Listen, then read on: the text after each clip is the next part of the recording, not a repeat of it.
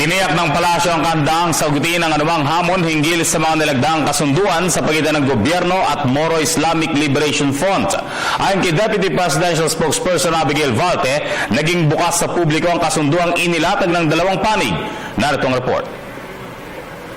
Handa ang pamahalaan na sagutin ang mga kwestiyon ukol sa Framework Agreement on the Bangsamoro at Comprehensive Agreement on the Bangsamoro na pagitan ng pamahalaan at ng Moro Islamic Liberation Front o MILF. Sinabi ito ni Deputy Presidential Spokesperson Abigail Valte kaugnay ng paghahain ng petisyon sa Korte Suprema laban sa implementasyon ng dalawang kasunduan dahil sa umano'y tanging ang MILF lamang ang makikinabang sa usaping social, economic at political. Nagtataka ang palasyo sa umano'y timing ng petisyon sa dalawang kasunduan, isang taon matapos mapagtibay ito ng gobyerno at MILF. Well, one, the timing is quite odd.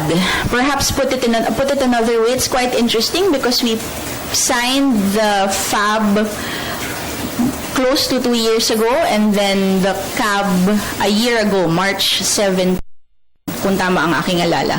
And so far, there's no opposition when both documents were signed. And perhaps it is born out of the discussions that we are having on the BBL as we speak, but we are prepared to answer should the Supreme Court require government to put forth its side on the CAB and on the FAB. Handa naman tayong sumagot dyan.